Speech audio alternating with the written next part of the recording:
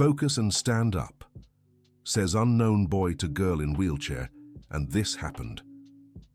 Jennifer Davis felt her heart race when she heard those words from an unfamiliar boy.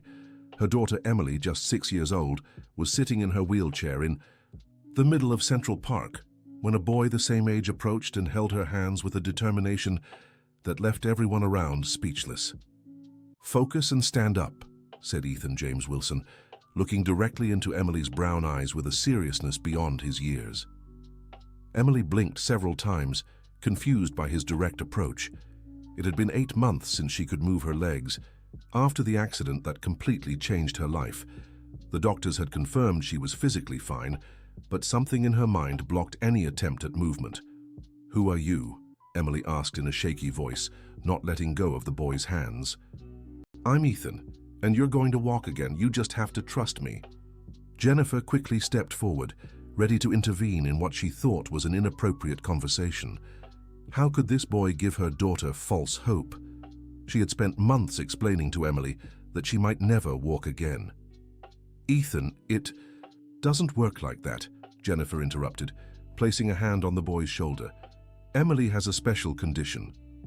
The boy turned to Jennifer with a determined expression that surprised the 32-year-old woman. His blue eyes shone with a conviction she hadn't seen in a long time. "Are you her mum?" Ethan asked, still holding Emily's hands. "Yes, I am. And I need you to understand that—" "My sister couldn't walk either," Ethan interrupted, making Jennifer pause mid-sentence. "She was in a chair like this for 2 years, but she got better." Emily's eyes widened, interested for the first time in months. Since the accident, she had refused to talk about her condition with anyone, including the physical therapists trying to help her. "Your sister?" Emily whispered. "Her name's Olivia. She's 12 now and runs faster than me." Ethan smiled, gently squeezing Emily's hands. "But she had to train a lot. Every day she tried moving her toes." Jennifer felt a mix of hope and worry.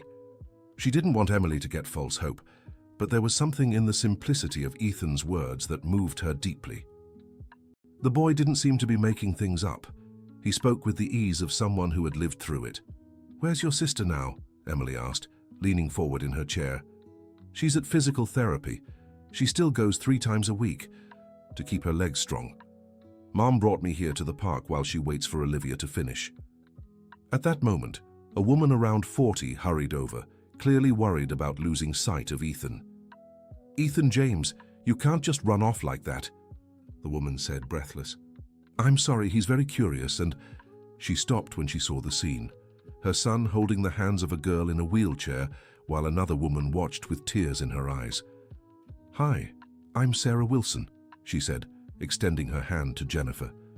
"This is my son Ethan. I hope he hasn't bothered you." "Actually, he was telling us about your daughter Olivia," Jennifer replied, still processing everything she'd heard. "My daughter Emily. She also has trouble walking." Sarah sighed and looked at Ethan with an expression mixing pride and concern. "Ethan, did you tell them about Liv?" she asked, kneeling beside her son. "I told them she got better, and that Emily can get better too if she trains hard." Sarah looked at Jennifer with understanding. She recognized that look, the desperation of a mother searching for answers. "Would you like to sit for a while?" offered Sarah, pointing to a nearby bench. "I can tell you our story if you'd like."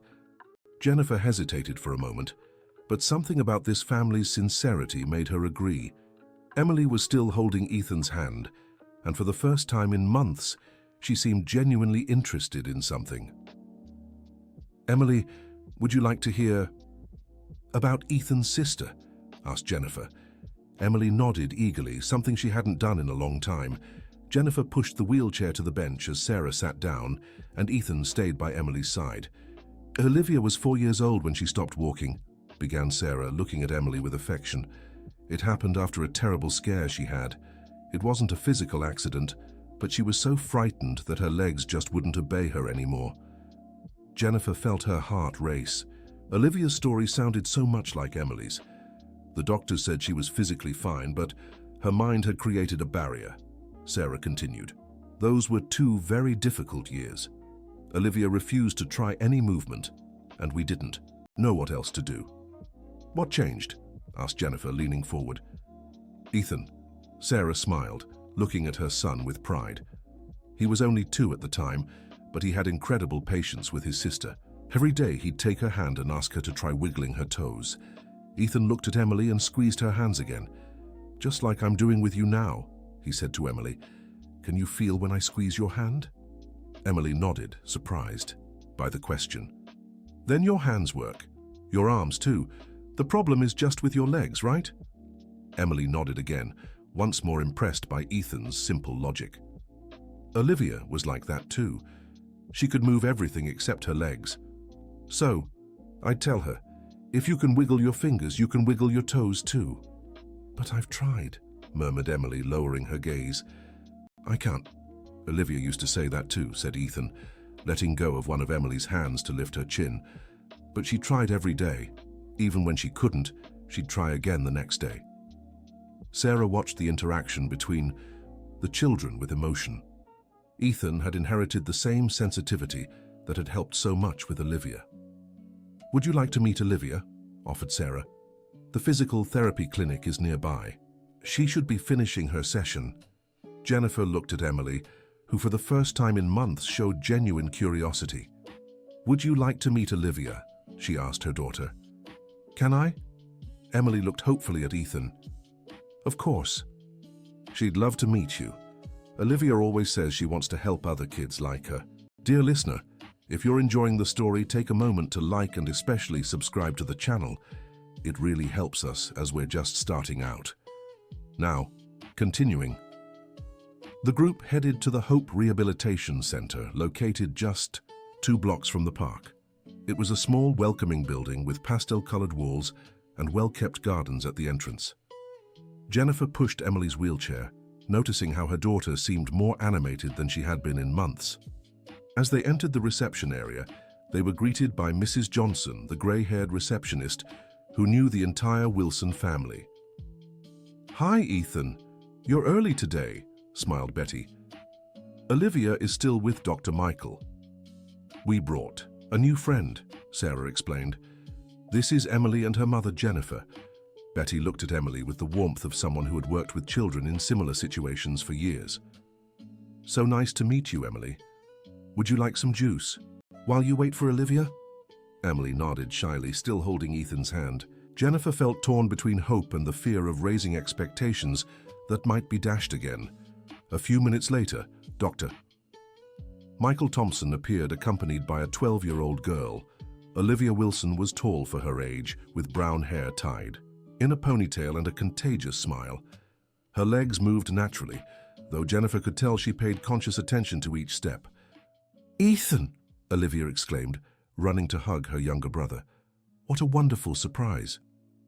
"Liv, I want you to meet my new friend," Ethan said, pulling Emily by the hand. "This is Emily."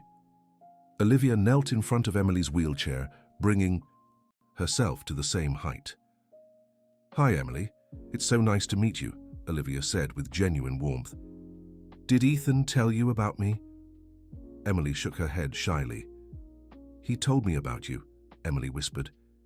"He said you couldn't walk before, but now you can." Olivia smiled and glanced at Dr. Michael, who observed the interaction with professional interest. "That's true. I couldn't move my legs for 2 years. It was really hard," Olivia said, sitting on the floor to get even closer to Emily.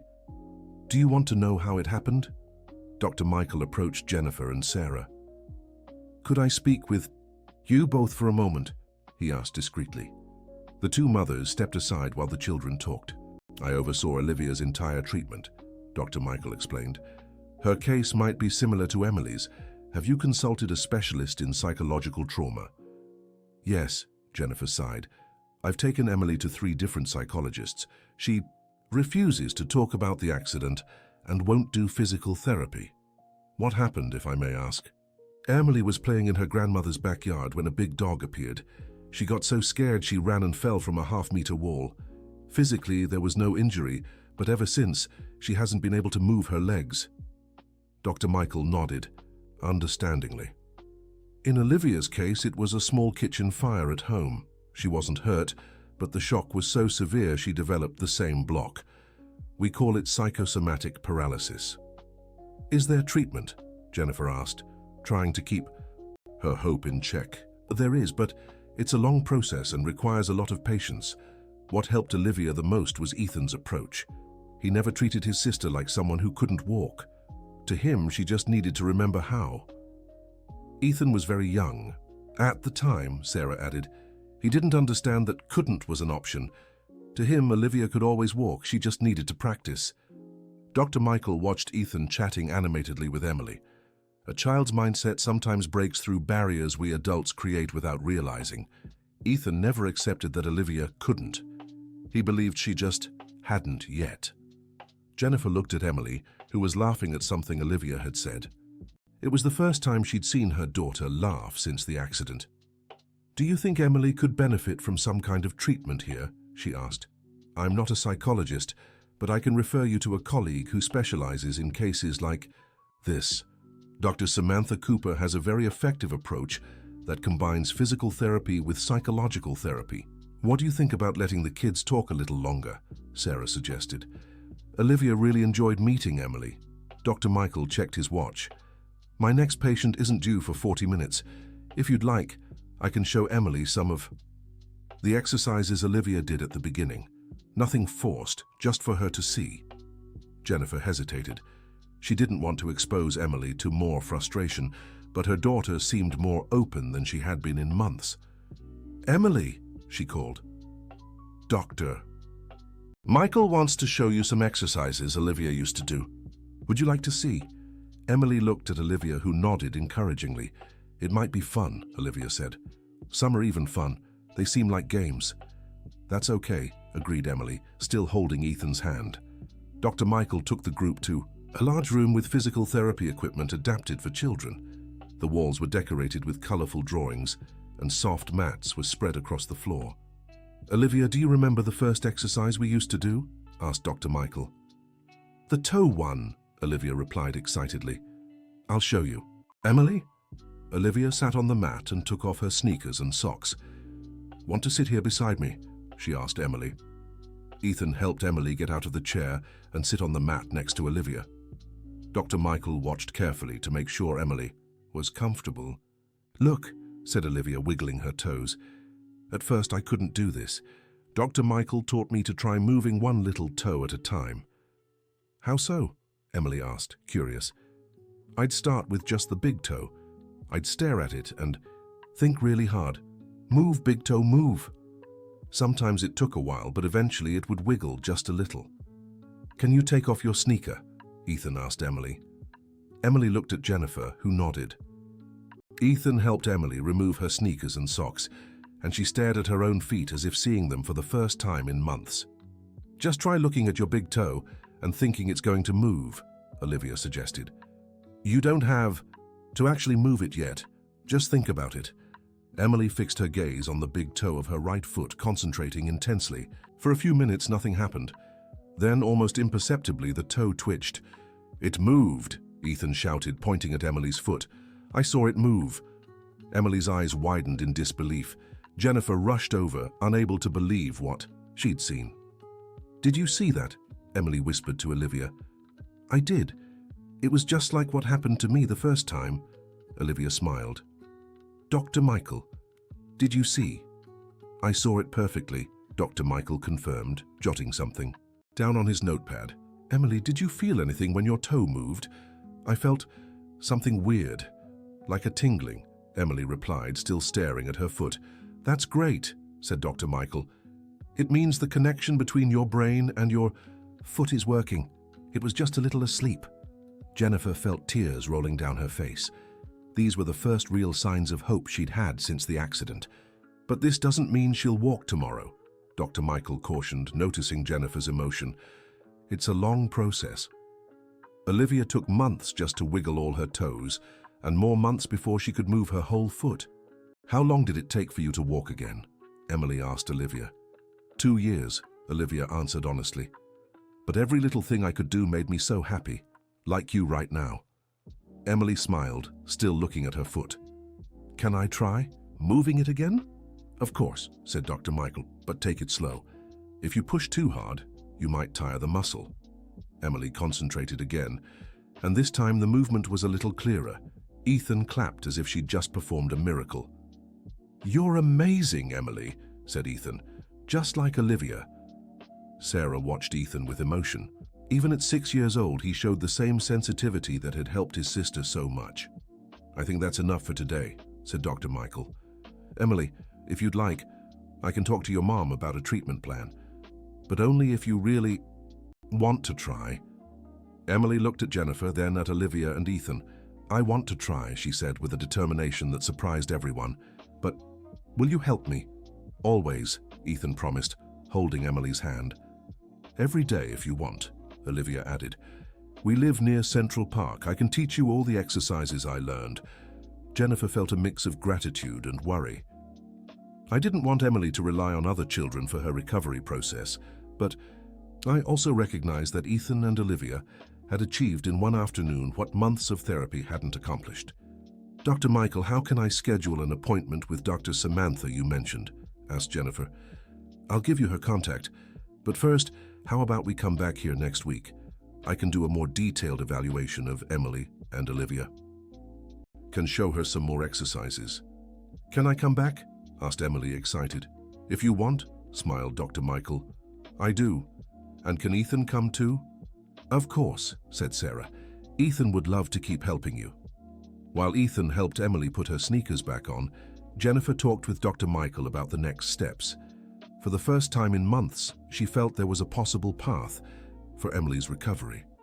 "One important thing," warned Dr. Michael, "progress may be uneven. There will be days when Emily can move her foot easily, and others when she can't at all. That's normal and doesn't mean she's getting worse." "How should I handle it?" asked Jennifer. "The same way Ethan handled Olivia. Accept the bad days without drama and celebrate the good ones without setting unrealistic expectations. The key is to stay consistent with the exercises." Sarah approached Jennifer. "If you'd like, I can give you my number." Olivia was really excited to help Emily. "And Ethan, well, I think he's found a new purpose." She smiled, watching her son still holding Emily's hand. "I'd love that," said Jennifer.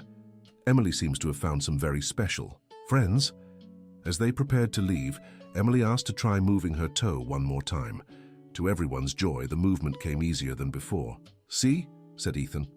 "I told you you could do it. You just forgot how." Emily laughed, a genuine laugh that filled Jennifer's heart with hope. "Ethan, thank you," said Emily. "You're the best friend I've ever had."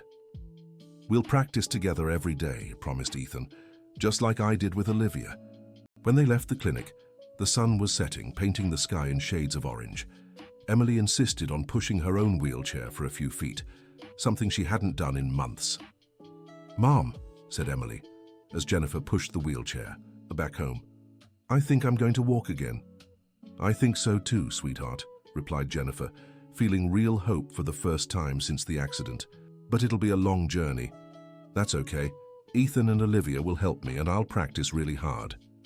That night, for the first time in 8 months, Emily fell asleep without needing the anxiety medication the doctor had prescribed.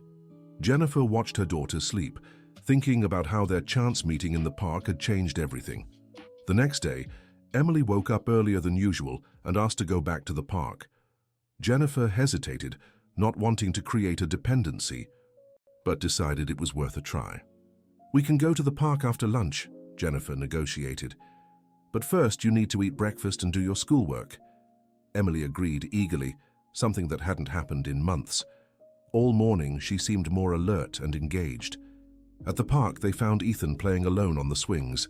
When he saw Emily, he ran toward her with a huge smile. "Emily, you came back," he exclaimed.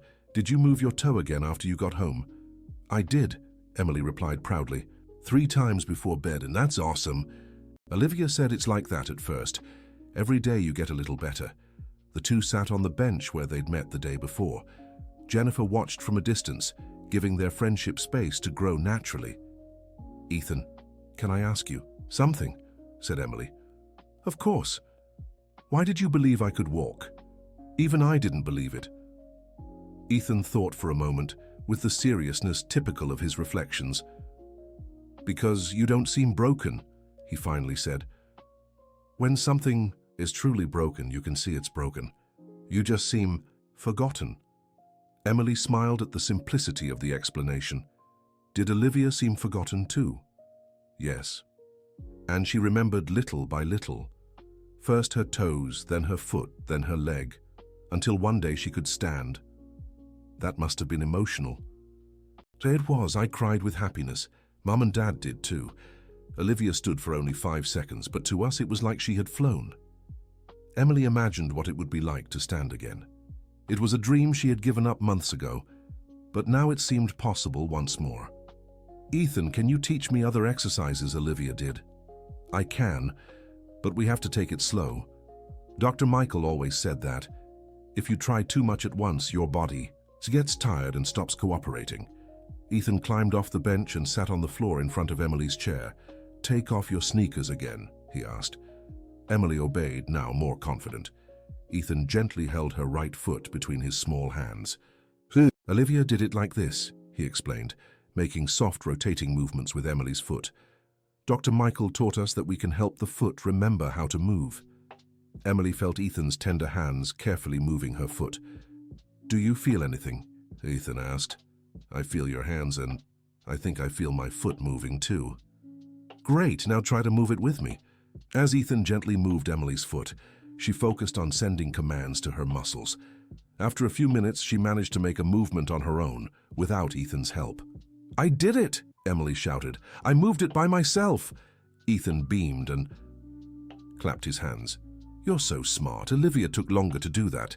Jennifer approached, drawn by her daughter's joyful shouts. What happened? She asked. Mum, I moved my whole foot. Ethan taught me. Jennifer knelt beside Emily and Ethan. Show me, she said. Emily concentrated intensely, and after a few seconds of effort, she moved her right foot up and down. The movement was small but clearly deliberate. Oh my goodness, Emily, Jennifer exclaimed, emotional. This is amazing. Ethan said if I practice every day, I'll soon be able to move both legs, Emily said, radiant. Jennifer looked at Ethan with gratitude. This 6-year-old boy was achieving results that months of medical treatment hadn't. Ethan, your family will always be in our prayers, Jennifer said. You're working a miracle in Emily's life. It's not a miracle, Ethan replied with his usual simplicity. It's just practice. Olivia taught me that a miracle is when something impossible happens. Walking isn't impossible. It's just hard. That afternoon, Emily practiced moving her feet for almost an hour. When she finally grew tired, she had managed to move both feet, though the left one was still more difficult. Tomorrow we'll practice moving your ankles, Ethan planned. Olivia said after her feet she could move her ankles. Can I practice at home too? Emily asked. You can, but someone has to be with you. Olivia never practiced alone because sometimes the muscle hurts, and then you have to stop. Jennifer absorbed all the information, impressed by the knowledge Ethan had gained from his sister's treatment. When they got home, Emily was more excited than Jennifer had seen her in months. During dinner, she told her father, Robert, about the day's progress. Daddy, I moved both feet, Emily announced as soon as Robert came home from work. Robert looked at Jennifer, confused. He knew his wife had taken Emily to the park, but he didn't expect such significant news. What? Do you mean, sweetheart? Asked Robert, sitting beside his daughter. I met a boy named Ethan. He has a sister who couldn't walk like me, but now she can. And he taught me exercises. Emily demonstrated the foot movements to her father, who watched in disbelief. Jennifer, how is this possible? Robert whispered. I don't fully understand either, admitted Jennifer. But this boy achieved in 2 days what months of therapy couldn't. Emily is really moving her feet voluntarily. Robert knelt in front of Emily's chair. Can I see that again, sweetheart? Emily repeated the movements, proud to show her progress to her father. That's amazing, Emily, Robert said, emotional. You're the strongest girl I know. Tomorrow I'll practice moving my ankles, Emily shared. Ethan said it's the next step. That night, after Emily fell asleep, Robert and Jennifer talked about the day's developments. Do you think we should reach out to Dr. Michael, the one Emily mentioned? Robert asked. I already scheduled an appointment for tomorrow. Afternoon, Jennifer replied. I want a professional to monitor this process from the start. And this boy, Ethan, he seems incredible. It's remarkable, Robert. He has an emotional maturity you don't often see in 6-year-olds, and the way he approaches Emily's situation is completely different from anything we've tried before. How so? All the professionals we consulted talked about limitations. Long processes, the possibility Emily might never regain movement. Ethan simply believes she'll walk and acts like it's just a matter of time and practice. And that approach is working. It is. Emily hadn't shown interest in trying anything for months. With Ethan, she's eager to practice. The fee. Next day, Emily woke up asking to go to the park to see Ethan. Jennifer explained they'd first go to the appointment with Dr. Michael, and then they could meet their friends. At the clinic, Dr. Michael conducted a detailed assessment of the movements Emily had developed. He documented each improvement and explained the importance of keeping realistic expectations. The movements Emily showed are very promising, Dr. Michael explained. They indicate neurological connections are re-establishing, but it's important to understand this is just the first step in a long process. How long do you estimate for a full recovery? Robert asked. Every case is unique. Olivia took 2 years, but I've had patients who took 6 months and others who took 5 years. The key is consistency in treatment and not getting discouraged by possible setbacks. Setbacks? Jennifer worried. It's normal to have days when movements are harder. Stress, fatigue, changes in routine, all of that can temporarily affect progress. That's why professional monitoring is important. Dr. Michael proposed a treatment plan that included physical therapy 3 times a week, monthly appointments with Dr. Samantha Cooper, and daily home exercises.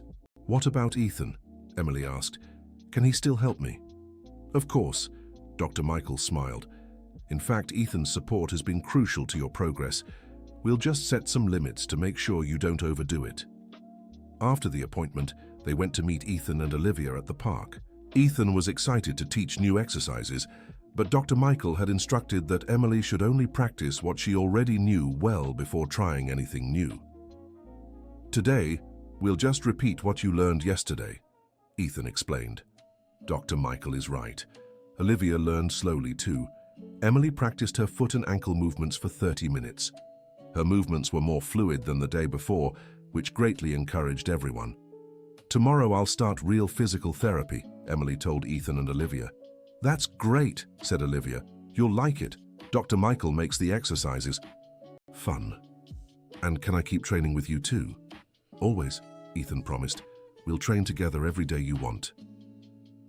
Over the following weeks, Emily established a routine that included physical therapy with Dr. Michael, exercises with Ethan in the park, and weekly sessions with Dr. Samantha Cooper. Dr. Samantha was a psychologist specializing in childhood trauma who had developed an innovative approach, combining psychological therapy with physical therapy.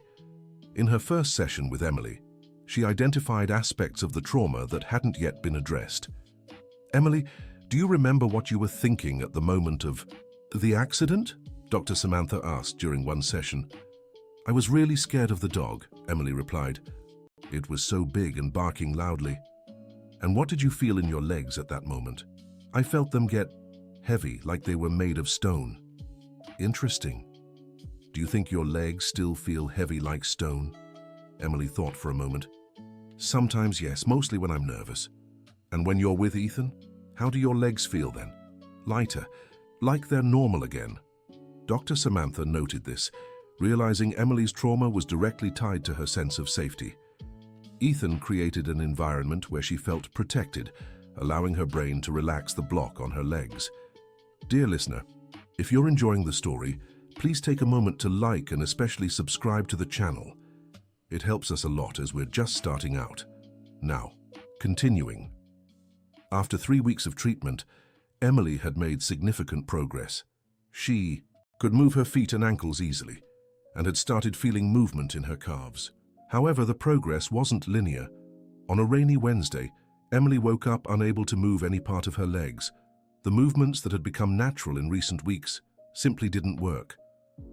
Mom, I can't do it anymore, Emily cried, frustrated. It's all gone. Jennifer remembered Dr. Michael's warnings about temporary setbacks, but she was still shaken seeing her daughter's despair. "Let's go find Ethan," Jennifer suggested. "He'll know what to do." In the park, Ethan listened as Emily explained what had happened. Instead of looking worried, he nodded as if he'd expected it. "The same thing happened to Olivia," Ethan said calmly. "She had a day where she couldn't move at all. She got really upset." "What did she do?" Emily asked hopefully. "She cried a little, then rested. And the next day she went back to training. Dr. Michael said it's like learning to ride a bike. Some days you fall more, other days you pedal better. But what if it never comes back?" "It will," Ethan said with absolute conviction. Olivia had several days like that. Sometimes it lasted a whole week, but it always came back. That day, Emily couldn't move her legs, but Ethan suggested she train other things. "Let's work on making your arms stronger," he proposed. Olivia did that on days her legs didn't work. Ethan taught Emily exercises to strengthen her arms and core, explaining that strong muscles in other parts of her body would help when she started trying to stand. "When you can walk again, you'll need strong arms to balance," he explained. Ethan's positive approach helped Emily not to despair over the setback. The next day, some of her movement had returned, though not yet with the same ease as before. "Go see," said Ethan. "I told you I'd come back." Over the following months, Emily went through several cycles of progress and setbacks. Each time it happened, Ethan was there to remind her it was normal and temporary. During this period, the friendship between Ethan and Emily deepened. They spent hours talking about dreams, fears, and plans for the future. Ethan shared stories about how he had felt when Olivia was sick, and Emily opened up about her feelings regarding the accident. "Ethan, were you ever afraid Olivia would never get better?" Emily asked during one of their conversations. "Sometimes," Ethan admitted, "especially when she cried a lot. But Mom always said Olivia was strong, and strong people always find a way. Do you think I'm strong?" "I think you're the strongest person I know. Even stronger than Olivia." "Why?" "Because you never gave up. Even on days when your legs wouldn't work, you kept trying. Olivia sometimes went weeks without wanting to try anything. These conversations strengthened Emily's determination and created a unique bond between the two children. After 2 months of treatment, Emily had her first major breakthrough. She managed to move her entire leg from hip to toes. It was an emotional moment that happened during a physical therapy session with Dr. Michael. "I did it. I moved everything," Emily shouted excitedly. Dr. Michael carefully documented the moment, explaining that this was an important milestone in her treatment. "Now we'll start working on muscle strength," Dr. Michael explained. "Moving is the first step. The next is supporting your body weight." Emily could hardly wait to share the news with Ethan. At Central Park, she proudly demonstrated her new movements. "Ethan, look, I moved my whole leg." Ethan clapped enthusiastically. "Just like Olivia when she did it. Now comes the hard part." "What part?" "Trying to stand, but you'll get there, I know you will." However, standing proved much more challenging than Emily had imagined. For weeks, she tried supporting herself on the parallel bars at the clinic, but her legs simply couldn't hold her weight for more than a few seconds. "It's normal," Dr. Michael reassured her. "Your leg muscles lost a lot of strength during these months without use. They need time to recover." But Emily was growing impatient. Seeing other patients at the clinic walking with ease left her frustrated and discouraged. "Why is it so hard?" Emily complained to Ethan after another frustrating session. "Olivia used to say the same thing," Ethan replied. "She said moving was easy compared to standing. How long did it take her?" 3 months to stand on her own. Another 2 months to take her first steps. Emily did the math in her head. She had been moving her legs for 2 months. It could still take 3 more months just to stand. "That's so long," Emily sighed. "Yeah, but it goes fast when you're training together." Ethan smiled. During this time, Ethan developed his own strategy to help Emily. With Olivia's help, he researched complementary exercises online that could speed up muscle strengthening. "I found some chair exercises that'll help your legs get stronger," Ethan said, showing her a paper with drawings Olivia had made for him. "How?" "You sit in the chair and try to push the floor with your feet. Even if you don't lift off, your muscles still work." Emily tried the exercise and immediately felt her leg muscles engaging. "It works!" she exclaimed. "Where did you get this idea?" Olivia remembered doing this before she could stand. She forgot to teach you. Ethan's dedication to finding new ways to help Emily deeply touched Jennifer and Robert. They watched as the 6-year-old boy displayed a maturity and compassion rare for someone so young. "Ethan is an angel in Emily's life," Robert remarked to Jennifer one evening. "I keep thinking about what might have happened if we hadn't found him that day," Jennifer replied. "Emily would probably still be refusing any kind of treatment. They have a special connection." "Yes, and it's not just Emily who benefits. Ethan seems to have found a purpose too. Sarah told me he talks about Emily all the time at home." Indeed, Ethan had developed his own routine around Emily's treatment. He woke up every day thinking of new ways to help her and constantly researched information about movement recovery. "Liv, do you think there's anything else I can teach Emily?" Ethan would regularly ask his sister. "Ethan, you're already doing everything I used to do." "Even more," Liv would reply, proud of her younger brother. "But she still can't stand up. There must be something we're forgetting." "Sometimes it's not about the exercises, Ethan. Sometimes it's just about time. Emily's body needs to heal at its own pace." Despite Liv's wisdom, Ethan remained determined to speed up the process however he could. It was during this phase that a new challenge arose. Emily began showing signs of emotional dependence on Ethan. She refused to do exercises when he wasn't present and grew anxious on days they couldn't meet. Dr. Samantha noticed the issue during one of their sessions. "Emily, can you do the exercises even when Ethan isn't with you?" Dr. Samantha asked. "I can, but it's not the same," Emily replied. "It's easier with him." "Why do you think it's easier?" "Because he believes in me. When he's not there, I start thinking maybe I really can't do it." Dr. Samantha realized Emily had transferred all her self-confidence to Ethan, which could be problematic in the long run. "Emily, remember when you moved your toe for the first time? Who made that happen?" "I did." "And who's making your legs stronger?" "Me too." "Exactly. Ethan helps and encourages you, but you're the one doing all the work. You're much stronger than you think." Dr. Samantha suggested Emily spend a few days training without Ethan to build independent confidence. When Jennifer explained the situation to Sarah, she understood immediately. "Ethan also needs to learn that helping doesn't mean being there all the time," Sarah agreed. "I'll talk to him." The conversation was hard for Ethan, who had grown used to being essential to Emily's progress. "But what if I'm not there and she can't do the exercises?" Ethan worried. "If she can't do it alone today, you help her tomorrow," Sarah explained. "But it's important she learns she can rely on herself too." "Like Liv did?" "Exactly. Remember when Liv could do the exercises even when you weren't home?" Ethan remembered. He had been proud when Liv achieved that independence. "I think I understand," Ethan said. "Emily needs to learn she's strong on her own too." "That's right, and you can help her discover that by giving her space to try by herself sometimes." The following week, Emily did her exercises for 3 consecutive days without Ethan. It was hard at first, but she found she could motivate herself by remembering the encouraging words Ethan always said. "I did the exercises alone for 3 days, Emily told Ethan when they reunited. "I knew you could," Ethan smiled. "Now you know you're strong on your own too." "But I still like it better when you're with me," admitted Emily. "I also like being together. It's just that now you know you can do it even when I'm not around."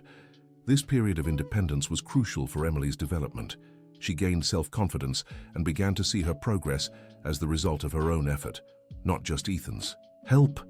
3 months after regaining full movement in her legs, Emily finally managed to stand on her own for 10 seconds. It was an emotional moment that happened during a physical therapy session, with Ethan present as an observer. I stood up all by myself," Emily shouted excitedly.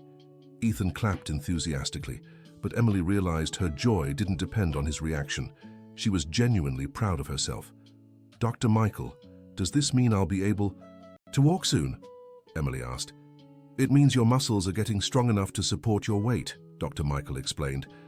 "Walking is the next goal, but it will still take work and patience." That night, Emily had an important realization. "Mom, I think I'm finally understanding what Ethan always meant," Emily said to Jennifer. "What did he mean?" "That I was never broken. I was just scared and had forgotten how to use my legs. And now I remember. And I know I'll walk again, even if it takes a little longer."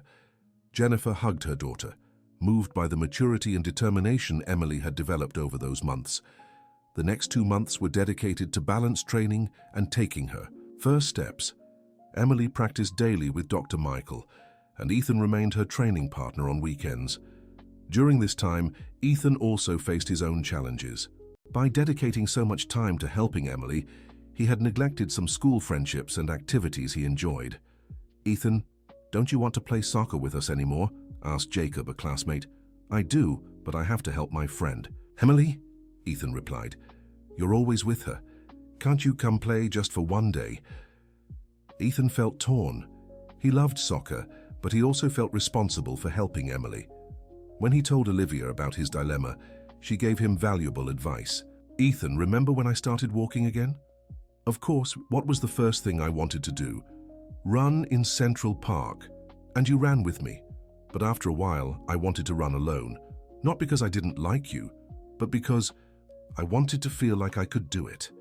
Ethan thought about Olivia's words. Is Emily reaching that point too? "I think so. And it's good for her. And it's good for you to do other things you enjoy too." "But what if she needs me and I'm not there?"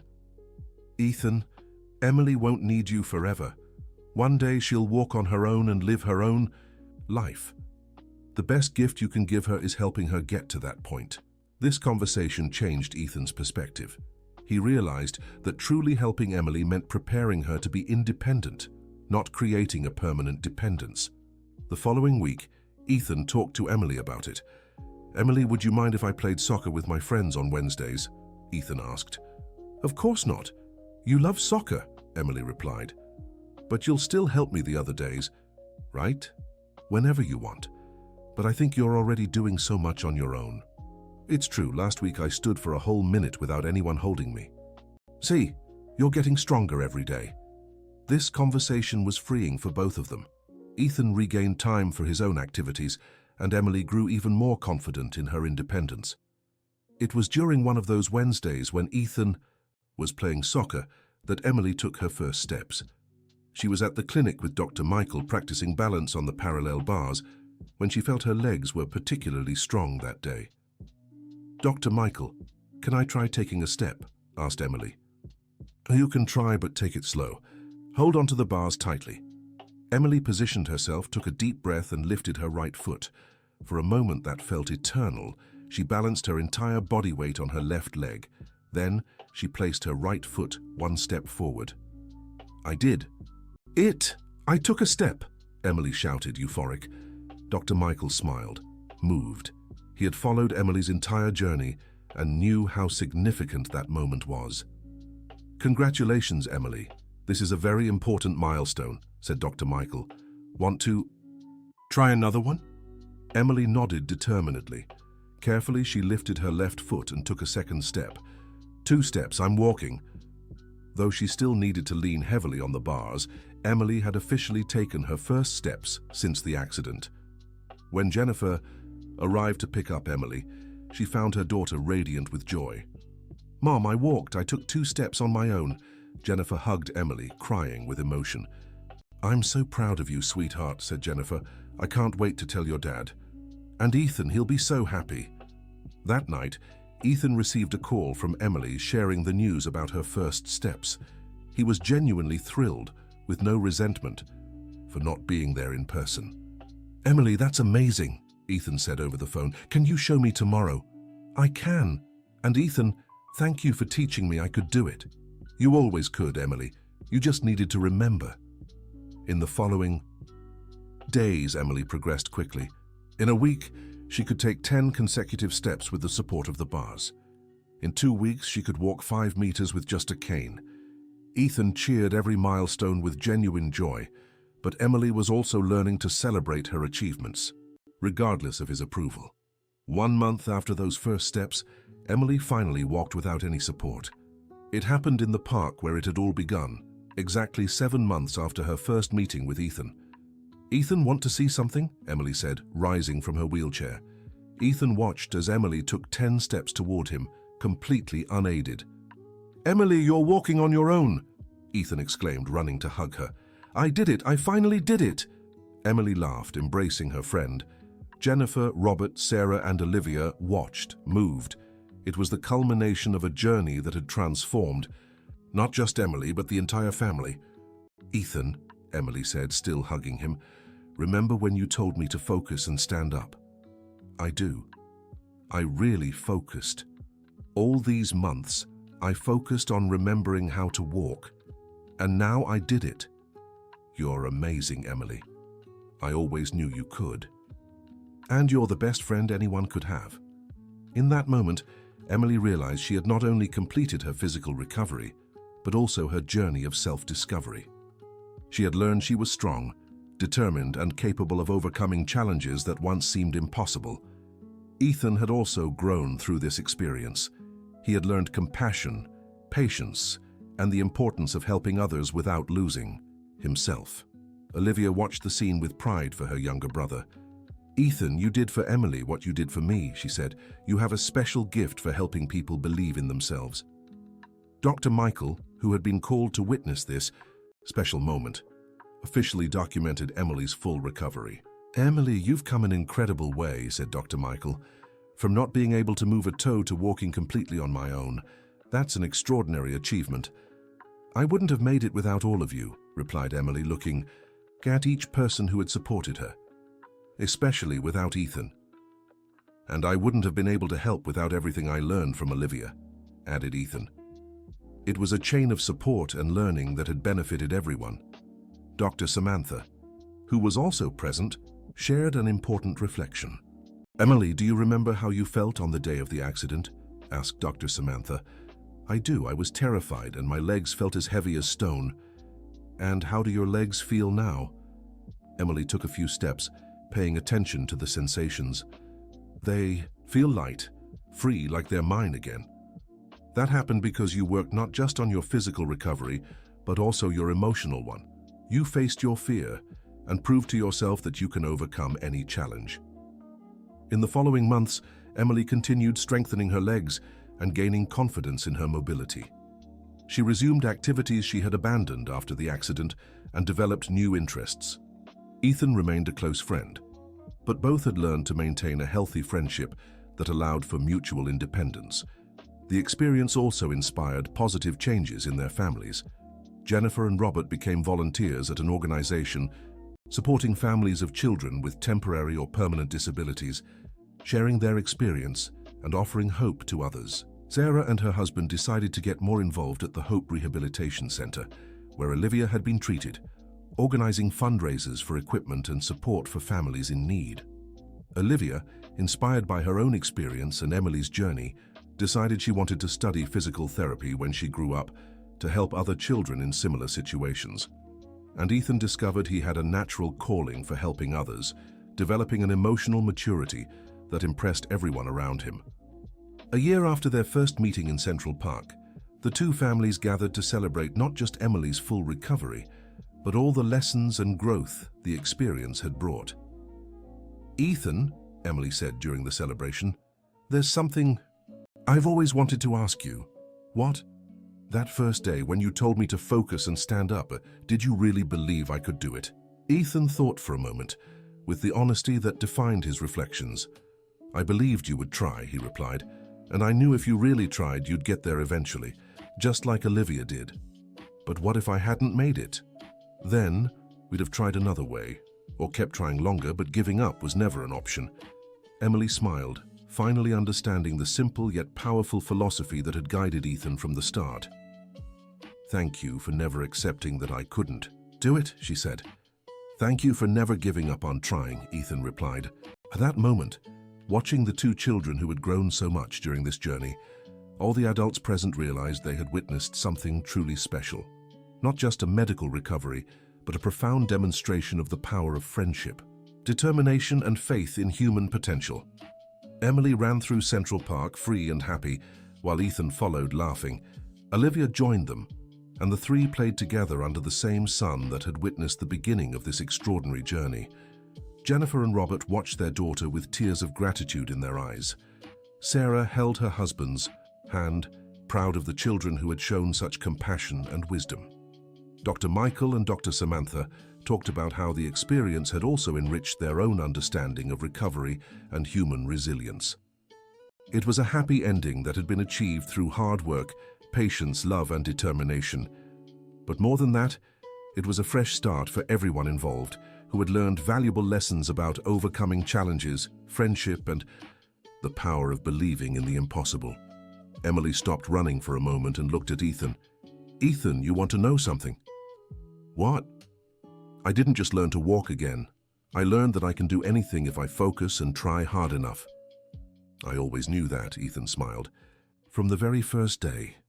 And so, in the same park where a 6-year-old boy had once approached a girl in a wheelchair with simple yet transformative words, 2 children now ran freely under the afternoon sun, carrying with them proof that sometimes miracles are just a matter of determination, mutual support, and unshakable faith in every person's potential to overcome any obstacle. Dear listener, if you're enjoying the story, don't forget to like and especially subscribe to the channel.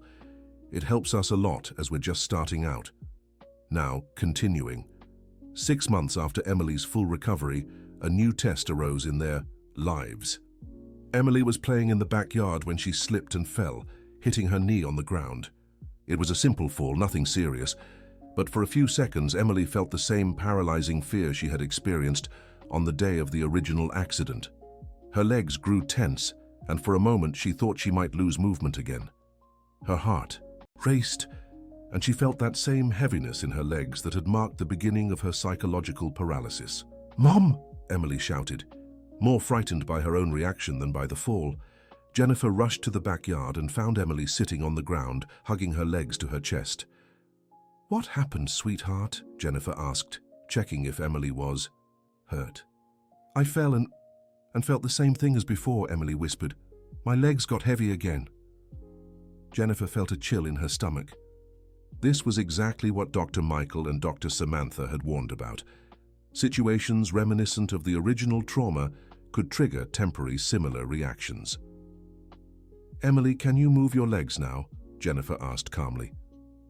Emily tried and managed to wiggle her toes, but the movements were stiff and limited. "I can, but it's hard," Emily admitted. "I'm scared they'll stop working again." "Let's call Ethan," Jennifer suggested. "He always knows what to do." 15 minutes later, Ethan arrived with Sarah. Seeing Emily still sitting on the backyard grass, clearly shaken, Ethan approached with his usual calm. "Hey, Emily," Ethan said, sitting beside her. "Your mum told me you fell." "I fell and got scared my legs would stop working again," Emily explained, "just like after the scare with the dog." Ethan nodded understandingly. "You want to know something?" he said. "This happened to Olivia too." "It did?" "Yeah. About 6 months after she started walking again, she tripped on the stairs at home. She wasn't hurt, but she got so scared of falling again that her legs stiffened up like before." Emily was intrigued by the story. What did she do? First, she tested if she could move her legs. She could, but with difficulty. Then she remembered everything she'd learned during treatment. And it worked? It worked, but she had to use all the techniques Dr. Michael had taught her. Breathing, relaxation, concentration exercises. Ethan stood up and held out his hand to Emily. "Want to try standing?" he asked. Emily hesitated for a moment but took Ethan's hand and stood up. Her legs were working, though still tense. "They're working," Emily said, relieved. "Of course they are. Your legs know how to walk now. They just got scared." For a few minutes, Ethan suggested that Emily take a walk around the backyard, applying the breathing techniques she had learned from Dr. Samantha. "Take a deep breath and pay attention to how your feet touch the ground," Ethan instructed, "just like you did at the beginning of your treatment." Emily followed Ethan's guidance, and gradually her legs began to relax. After 10 minutes of mindful walking, she was moving normally again. "I did it," Emily smiled. "My legs are back to normal." "They never left normal," Ethan gently corrected. "They just got tense because you were scared. But you remembered how to relax." This incident was important for solidifying Emily's recovery. She had faced a fear similar to the original one and managed to overcome it using the tools she had, learned during her treatment. Dr. Samantha later explained that this kind of test was common and actually beneficial for the healing process. Emily proved to herself that she can handle challenging situations without regressing, Dr. Samantha explained.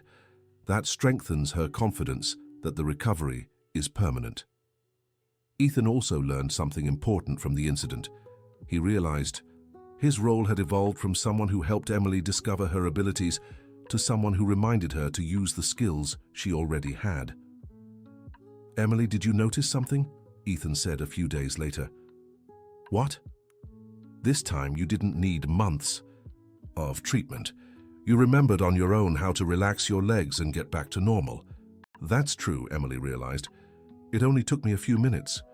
"That means you really learned not just how to walk, but how to handle your fears." This reflection was profound for Emily. She understood she had developed not just physical strength, but emotional resilience. Over the next year, Ethan and Emily continued their friendship, but they also developed new interests and relationships. Emily joined the school swim team and made new friends. Ethan excelled in soccer and also developed an interest in science.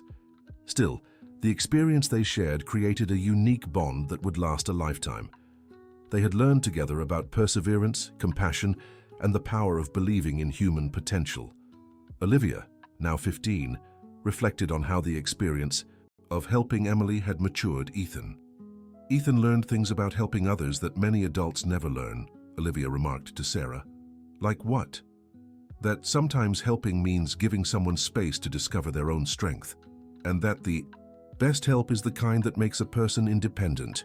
Sarah smiled, proud of the wisdom both her children had developed. 2 years after their first meeting in the park, Ethan and Emily, now 8 years old, still met regularly. But their play had evolved into typical activities for kids their age: games, sports, schoolwork. During one of these meetings, Emily made an important observation. "Ethan, do you remember when you told me to focus and stand up?" "Of course I remember. Back then, I thought you meant for me to stand up physically. But now I think you were also telling me to stand up emotionally." Ethan, now 8, had developed a more sophisticated emotional vocabulary. "I think I meant both," he reflected, "because one doesn't work without the other." "How so?" "If you had only stood up physically but were still afraid, you wouldn't have been able to walk for real. And if you had only stood up emotionally but didn't train your body, you wouldn't have been able to either. So I needed both? You did. And you got both." This conversation showed how both children had developed a deep understanding of recovery, resilience, and personal growth. Dr. Michael, who continued to monitor Emily through routine biannual checkups, watched their development with admiration.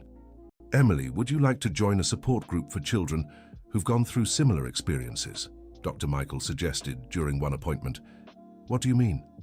"We have a group where children who've recovered from different types of paralysis or motor difficulties meet to share their experiences and support other kids just starting treatment." Emily was intrigued by the idea. "So, like what I did with Ethan, but helping other children?" "Exactly. You and Ethan could share your journey and inspire other families." "Can I?" Emily looked hopefully at Jennifer. "Of course, sweetheart. I think it would be wonderful for you to help other children." Ethan was also excited when Emily told him about the group. "So, like when I helped you, but with more kids?" "Yes, and you could teach other siblings and friends how to help too." Their participation in the support group became a regular and deeply rewarding activity for Ethan and Emily. They discovered they had so much to offer other families facing similar challenges. During one session, Ethan met Michael, a 7-year-old boy who had lost movement in his legs after a bicycle accident. Michael was discouraged and refused to participate in physical therapy. "Michael, can I tell you a story?" Ethan offered. Michael nodded reluctantly. "I met a girl named Emily who couldn't walk. She thought she never would again." "And did she?" "She did. But it took a long time and a lot of practice." "Want to meet her?" Ethan introduced Michael to Emily, who shared her story with honesty and encouragement. "Michael, at first I didn't want to do physical therapy either," Emily said. "I thought it was a waste of time." "And it wasn't?" "No, but I only realized that when I started seeing small results. The first movement I managed was wiggling one toe. Just one toe? Just one toe. But that toe gave me hope that maybe other movements were possible. Emily showed Michael the same basic exercises Ethan had taught her 2 years earlier. "Want to try wiggling a toe?" she suggested. Michael tried, and to his surprise, managed a small but noticeable movement. "I did it," he exclaimed. "See?" Emily smiled. "Just like what happened to me." Ethan watched the interaction between Emily and Michael with pride. Emily had not only learned to overcome her own challenges, but also how to help others do the same. "Emily, you're doing exactly what I did for you," Ethan said. "I'm following your example," Emily replied. "You taught me that believing in someone can help them believe in themselves." Helping Michael marked a new phase in Ethan and Emily's journey. They had become not just friends who overcame challenges together, but young mentors who could inspire others. Their work with the support group also gave their families new perspectives. Jennifer and Robert became regular facilitators for parent meetings, offering emotional support to other families. Sarah began organizing fundraisers for the clinic, inspired by the positive impact treatment had on their lives. Olivia, now 16, had confirmed her calling for physical therapy and often volunteered at the clinic on weekends. Michael documented Ethan and Emily's experience as a case study, showing how peer-to-peer support could speed up and strengthen recovery processes. Dr. Samantha incorporated elements of Ethan's approach into her treatment protocol, teaching other professionals about the importance of unconditional hope in the healing process. 3 years after their first meeting in the park, Ethan and Emily were invited to share their experience at a regional pediatric physical therapy conference. Though still children, they had become experts in their own journey. "What would you tell other professionals about what helped Emily's recovery the most?" asked the panel moderator. Emily and Ethan exchanged glances, knowing exactly how to respond. "Never accept that something is impossible," said Emily. "And always believe the person can do it even when they don't believe in themselves," added Ethan. "But also give them space to discover their own strength," Emily finished. The audience of healthcare professionals was amazed by the wisdom and clarity of the two children. After the presentation, several professionals approached them with questions and requests for more details about the approach they had developed. "Have you ever thought about writing a book about your experience?" One physical therapist suggested. Ethan and Emily laughed at the idea. "We're still too young to write books," said Emily. "But maybe one day we can help someone write our story," Ethan added. This conference experience opened new doors for Ethan and Emily. They began receiving invitations to visit other clinics and hospitals, sharing their story with patients and families. However, their families were careful to ensure these activities didn't interfere with their schooling or normal childhood development. "It's important that Ethan and Emily don't define themselves solely by this experience," Dr. Samantha cautioned.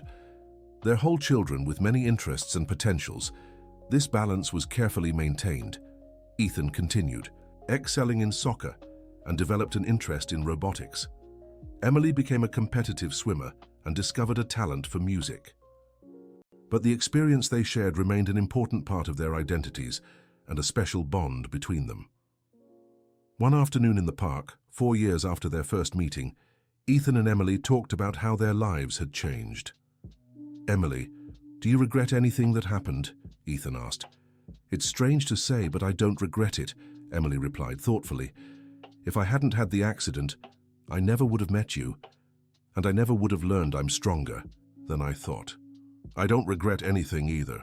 Helping you taught me things I wouldn't have learned otherwise." "Like what?" "That sometimes the most important thing we can do for someone is believe in them when they can't believe in themselves." Emily smiled, remembering that first day when Ethan had approached her with absolute confidence in her ability to recover. "Ethan, can I tell you something?" "Of course." "That first day, when you told me to focus and stand up, I thought you were crazy." Ethan laughed. "And I thought you'd just forgotten how to walk." Neither of us was completely right, but we were both a little right too. "True. You needed to focus, and I needed to believe in you." They sat quietly for a moment, watching other children play in the park. "Ethan, what do you think will happen when we grow up?" Emily asked. I think we'll still be friends, and maybe we'll keep helping other people. How? I don't know yet. But I think we learned important things that others might need to know. About never giving up, and about believing in people, and how small gestures can change someone's life. Emily nodded, realizing the experience they'd shared was about much more than just her physical recovery. Ethan, thank you for believing in me when even I didn't. Thank you for letting me help and for teaching me so much about courage. At that moment, looking at the park where it all began, they both understood their friendship had become something truly special. Not just because they'd overcome a challenge together, but because they'd learned valuable lessons about compassion, perseverance, and the transformative power of hope. The sun began to set, painting the sky with the same orange hues as that first day.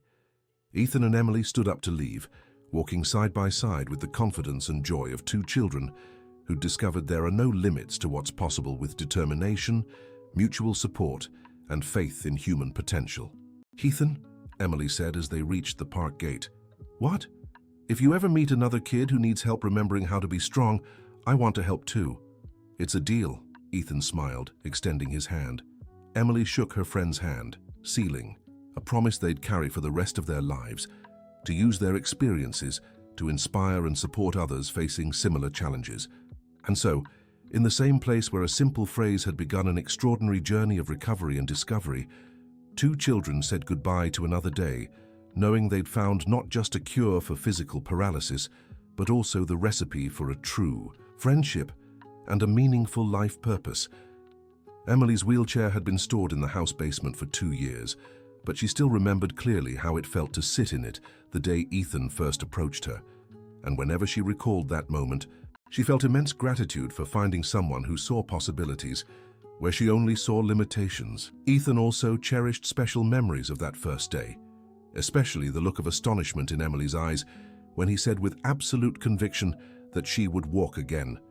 At that moment, he had no guarantee he was right, but he had something even more powerful: unshakable faith in the human capacity for recovery and overcoming. Years later, as they grew into teenagers and then adults, Ethan and Emily held on to that optimistic, determined outlook in the face of life's challenges. And whenever someone asked them the secret of their resilience, they told the story of how a friendship that began with the words "focus" and "stand up" had changed two lives forever. The end. Now tell us what you thought of the story and where you're watching from.